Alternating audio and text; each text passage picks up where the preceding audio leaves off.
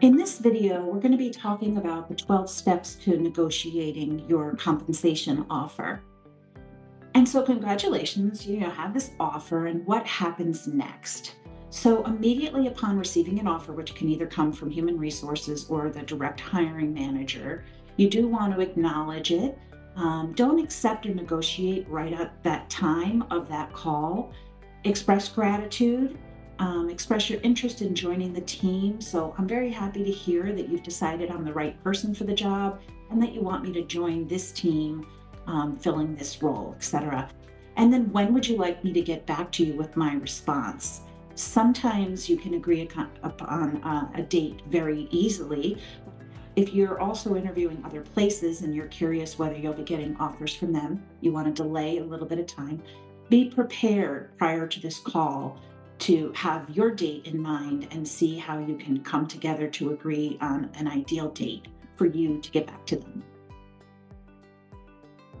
Behind the scenes, you're really analyzing and evaluating the offer. You want to make sure you understand all the job responsibilities, the benefits, ideal start time, and then if there's any gaps between what you were really looking for and what this offer has presented. And also, thinking about any general questions that you want to ask, tactical or just logistical questions, and any specific, requests or asks that you're going to have. And, at that point, then you want to schedule a call with whoever presented your offer. It is more highly recommended that you negotiate an offer over the phone, over a video call, but not necessarily through email. It is getting common to do that, yet it is highly recommended to really be on the phone and or on video. They can hear your tone, they can understand a little bit more about where you're coming from if they have some context auditory and what you're saying verbally. So be positive, be enthusiastic. Thanks so much for the offer. I'm happy to hear that you've decided I'm the right person for the job and that you want me to join this team. I do have a few questions for you.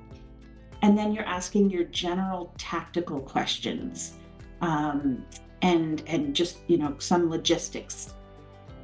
And then, thank you. That all sounds very good and covers my general questions, but I do have a few more items that I'd like to discuss. And that's when you present your ask. There are, a few areas I'd like to discuss, which are, and then you outline those areas. And regarding compensation, you can say, based on my research, the base salary offered is below the current market rate for a similar role and individuals with my experience and expertise. Also, in our conversation during the interview process, you commented several times about the added value I would bring to the role due to my experience with, and then give examples. How would we be able to close this gap? And so you're giving them an opportunity to rethink their number and come in a little bit higher if they can. Once they answer, process their response, which, may be a question they might say back to you. Do you have a specific number in mind, or what do you think would be a more appropriate salary offer? And that's when you want to present your specific counteroffer. Based on my research and what I bring to the role, I'm really looking for a base salary of, of course, I'm looking for a positive outcome and have confidence that we can work through the items successfully. And then expect a follow up, which could be, they can answer you right there on the spot, or maybe they'll say, let me take it back to such and such person and discuss before I can give you an answer. If a counteroffer is made and they are able to increase in certain areas for you, do get an updated written offer letter with all of those new terms in there. If they can't get back to you with an immediate response, be ready to just reiterate your interest, your strong interest in having received the offer, that you're looking forward to joining the team. And then, thank them for their time and consideration, and stating, that you hope to hear from them soon and you're sure that you can reach a mutually beneficial result. So when they do get back to you, you want to be ready to make some trade-offs and compromises. There are going to be times where you're going to be absolutely thrilled with where they've come in. There's going to be times where For some individuals, it's kind of a mediocre feeling like, okay, they moved some areas here, but not in other areas. And you'll have to think that through.